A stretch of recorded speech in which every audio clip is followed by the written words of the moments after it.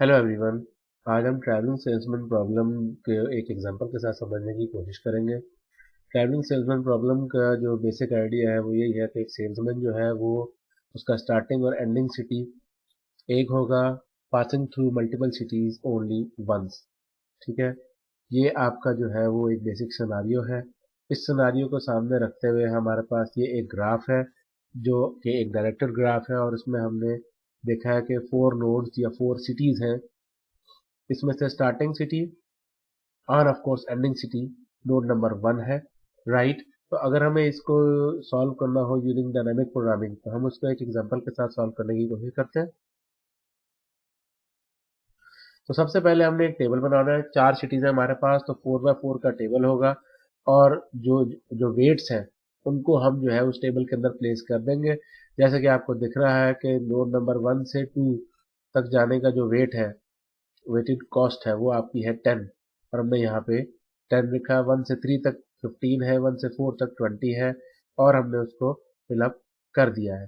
Similarly node 2 का, node 3 का और नोड 4 का ये भी हमने फिलअप कर दिया है, राइट। और अब डायनामिक प्रोग्रामिंग के थ्रू इसको सॉल्व करने की कोशिश करेंगे। और जैसे कि डायनामिक प्रोग्रामिंग कहता है कि आप अपने बिग प्रॉब्लम को स्मॉल स्मॉल पार्ट्स के अंदर ब्रेकअप करें, और फिर जब वो स्मॉल पार्ट बिग पार्ट के अंदर दोबारा आएगा तो आपको रिसॉल्व करने की जरूरत नहीं है, वो ऑलरेडी सॉल्व होगा, राइट। तो ये आपका इसका एक जनरलाइज्ड फॉर्मूला है कि cost of I comma S comma capital D is equal to minimum of D I comma J plus cost of J comma S minus J. D I J का मतलब दो नोड, स्टार्टिंग और ending node, ठीक हो गया। उसके बाद D आपकी फाइनल डेस्टिनेशन, और ऑफ कोर्स आपका स्टार्टिंग नोड तो आप अपना लेंगे ही। और एस जो है वो आपका नंबर ऑफ सब नोड्स या नंबर ऑफ सबसेट्स जो आपने अपने उस पर्टिकुलर सॉल्व प्रॉब्लम को सॉल्व करने के लिए इस स्टेप में इन्वॉल्व किए। फर्स्ट स्टेप में हम एस को नल करते हैं, यानी कि हमने कोई भी सबसेट्स इन्वॉल्व नहीं किया, और सिंपल हमारा जो स्टार्टिंग नोड है वो है 2, end of course final node हमारा है 1। और क्योंकि हमारे पास कोई भी सबसेट्स नहीं है तो वो हमने नल रखा हुआ है। 2 1 हमारा सिंपल, हमारा जो है वो टेबल से वैल्यू आ जाएगी। 2 1 की जो कॉस्टिंग है हमारी 2 to 1 की वो है 5, 3 to 1 की कॉस्टिंग हमारे पास है 6, 4 to 1 की हमारे पास कॉस्टिंग है 8। तो और कोई सिनारियो नहीं बचा। उसके बाद हमने क्या किया, अब हमने सबसेट्स में एक नोड ऐड कर दिया, एक नोड ऐड कर दिया कि स्टार्टिंग नोड, एंडिंग नोड, ठीक है, और बीच में एक और नोड होगा। स्टार्टिंग नोड 2, सेंटर में नोड आ गया 3, और डेस्टिनेशन नोड हो गया 1, जो फाइनल डेस्टिनेशन है हमारी। तो अब इसकी कॉस्टिंग किस तरह होगी, डी ऑफ 2 3 के जो आपका वो है वेटेड वैल्यू, वो क्या है 9, और 3 1। तो 3 से 1 की जो वैल्यू है वो ऑलरेडी कॉस 3 nil 1 हम कैलकुलेट कर चुके हैं, तो हम उसको रिकैलकुलेट नहीं करेंगे, हम वही वैल्यू यहाँ पे प्लेस कर देंगे। तो ये आपकी हुई 9 + 6 = 15। फिर हमारे पास 2 4, सबसेट के अंदर हमने 4 डाला 1, तो उसमें अगेन 2 to 4 की हमारे पास जो कॉस्ट है वो हमने प्लेस की, और कॉस्ट ऑफ 4 to 1 4 nil 1 में हम ऑलरेडी कैलकुलेट कर चुके हुए हैं, तो ये हमारी बनेगी 18। अब हमने स्टार्टिंग नोड जो है वो 3 लिया, डेस्टिनेशन हमारे पास 2 है, डेस्टिनेशन हमारे पास 1 है, और सबनेट नोड में 3 और 1 के बीच में जाने के दो पाथ्स हो सकते हैं, 3 2 1, और दूसरा 3 4 1। 3 to 1 में डिस्टेंस 3 2 हमें मिल गया टेबल से, और 2 to 1 हमने ऑलरेडी कैलकुलेट कर लिया हुआ था 2 nil कॉस्ट 2 nil 1 के अंदर, वहां से वैल्यूज आई, टोटल हो गया 18 कॉस्ट। 3 4 1 में डेस्टिनेशन डिस्टेंस 3 4 डिस्टेंस 3 4 हमने कैलकुलेट कहाँ से किया, हमारे पास टेबल में से आ गया, और कॉस्ट ऑफ 4 nil 1 हमने कैलकुलेट कर लिया हुआ था, तो ये आपका हो गया 20। सिमिलरली अगर हम नोड नंबर 4 लेते हैं तो 4 से 2 और 2 से 1 हो सकता है, और सिमिलरली 4 से 3 और 3 से 1 हो सकता है। 4 से 2 आपके पास टेबल में से वैल्यू आ गई 8, कॉस्ट ऑफ 2 to 1 जाके या कॉस्ट ऑफ 2 nil 1 ये हमने कैलकुलेट कर ली हुई है, वहां से वैल्यू आ गई 5, 13 हमारे पास आंसर आ गया। 4 3 1 ये आपके पास 4 से 3 की डिस्टेंस हमने टेबल से निकाला, और 3 to 1 हम ऑलरेडी कैलकुलेट कर चुके हैं, कॉस्ट 3 nil 1 के अंदर वहां से 6 आ गया, वैल्यू आपकी हुई 15। अब हम क्या करेंगे, जो हमारा सब सेट्स है उसमें हम दो नोड्स ले लेंगे, s is equal to 2, cost of 2 से शुरू किया, बीच में 3 और 4 से होते हुए 1 पे पहुंच गया, 2 3 4 1।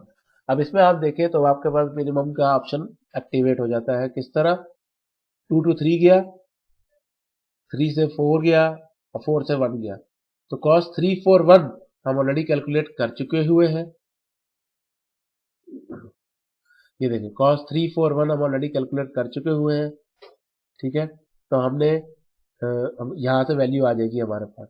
सिमिलरली अगर वो 2 से 4 पे जाए और फिर 4 से 3 और 3 से 1 जाए, तो कॉस्ट 4 3 1 हम कैलकुलेट कर चुके हुए हैं। D24 हमारे पास टेबल से आ जाएगा, तो हमारे पास जो आउटपुट है वो आपके पास दो वैल्यूज आ जाएंगी कॉस्ट की कैलकुलेशन में, एक है 29 और एक है 25। तो मिनिमम पाथ हमारे पास 25 वाला है, यानी कि डिस्टेंस 2 to 4, 4 से 3 और 3 से 1, ठीक है, ये आपके पास मिनिमम रूट है। अब हम अगर 3 से शुरू करें और 2 और 4 को भी अपने सबसेट में शामिल करें, तो हमारे पास अगेन दो चॉइसेस है, 3 से 2 पे जाएगा, 2 से 4 पे और 4 से 1 पे। तो कॉस्ट 2 4 1 हम ऑलरेडी कैलकुलेट कर चुके हुए हैं। डिस्टेंस ऑफ 3 2 की जो कॉस्ट है वो हमें मिल जाएगी टेबल से, राइट। उसके बाद डिस्टेंस ऑफ 3 4 हमें मिल जाएगी टेबल से, क्योंकि दूसरा पाथ हमारा 3 4 2 1 है, तो 3 to 4 4 to 2 2 to 1, तो 3 to 4 हमारे पास टेबल से आ गया। 4 से 2 और 2 से 1 कॉस्ट हम कैलकुलेट कर चुके हुए हैं, वहां से वैल्यू लिया है। तो हम अगेन हमारे पास दो वैल्यूज आई, जिसमें से मिनिमम वैल्यू 25 है। 25 वैल्यू कौन से पाथ की है, 3 to 4 4 to 2 2 to 1, इस पाथ की हमारे पास वैल्यू जो है वो 25 है। अब अगर हमारा स्टार्टिंग नोड 4 हो जाए, तो 4 से अगर हम स्टार्ट करें तो 4 से 2, 2 से 3, 3 से 1, तो कॉस्ट ऑफ 2 3 1 हम कैलकुलेट कर चुके हुए हैं। 4 से 2 हमारे पास टेबल से आ जाएगा, एंड सिमिलरली 4 से 3, 3 से 2, 2 से 1, तो 4 से 3 हमने निकाल लिया टेबल से, 4 से 3 हमने निकाल लिया टेबल से, 3 to 2 2 to 1, कॉस्ट 3 to 1 हमें ऑलरेडी कैलकुलेट कर लिया हुआ है। हमारे पास दो वैल्यूज आई, इन दोनों को ऐड किया तो मिनिमम वैल्यू हमारे पास कॉस्ट की आई 23, विच मीन्स कि इन दो पाथ में से मिनिमम पाथ कौन सा है, मिनिमम कॉस्ट पाथ कौन सा है, 4 to 2 2 to 3 3 to 1, ये पाथ मिनिमम कॉस्ट वाला है। अब अगर हम अपने सबसेट को 3 नोड्स डाल लें, तो एक ही सोल्यूशन आ सकता है, इस तरह कि 1 से शुरू हो और 1 पे खत्म हो जाए। 1 से शुरू हुआ, 2 3 4 को उसने बीच में कैप्सुलेट किया और 1 पे खत्म हो गया। अब अगर हम देखें तो हमारे पास क्या होगा हिसाब किताब, तीन पॉसिबिलिटीज है, तीनों में से जो मिनिमम पाथ होगा हम उसको लिख लेंगे। 1 से 2 पे जाएगा, 2 से 3, 3 से 4 और 4 से 1 पे जाएगा, ठीक है। तो कॉस्ट ऑफ 3 4 1 ये हम कैलकुलेट कर चुके हैं ऊपर, और उसमें हमें ये पता था कि मिनिमम पाथ कौन सा है, वो भी हमने निकाल लिया। और 1 to 2 की जो कॉस्ट है, डिस्टेंस 1 to 2, वो हम निकाल लेंगे हमारे टेबल से। सिमिलरली 1 से 3 पे जाएंगे तो 3 से 2, 2 से 4 और 4 से 1 पे चले जाएंगे, ठीक है। तो 3 से 2 4 1 हम कॉस्ट कैलकुलेट कर चुके हुए हैं, और 1 से 3 हम टेबल से निकाल लेंगे। डिस्टेंस 1 से 4 टेबल से आ जाएगी, 4 से 2, 2 से 3, 3 से 1, ये जो है ये हम ऑलरेडी कैलकुलेट कर चुके हुए हैं। तो अगर हम इन वैल्यूज को प्लेस करें तो हमारे पास तीन वैल्यूज आती हैं, 35 40 और 43, जिसमें से मिनिमम वैल्यू हमारे पास 35 है।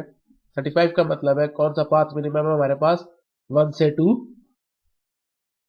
ठीक हो गया।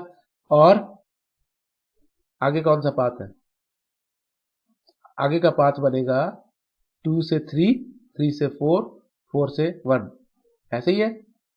नो, आगे का पाथ बनेगा 2 से 4, 4 से 3, 3 से 1, क्योंकि ये वाला पाथ हमारे पास शॉर्टेस्ट पाथ है, इसकी मिनिमम कॉस्ट 25 आती है। तो ये हमने पूरा अगर हम पाथ लिखे तो हमारे पास आएगा 1 से 2, 2 से 4, 4 से 3, 3 से 1। तो ये आपका ट्रैवलिंग सेल्समैन प्रॉब्लम की एक रनिंग एग्जांपल है using dynamic programming. I hope you like it. Thank you very much. Kindly subscribe and click on like.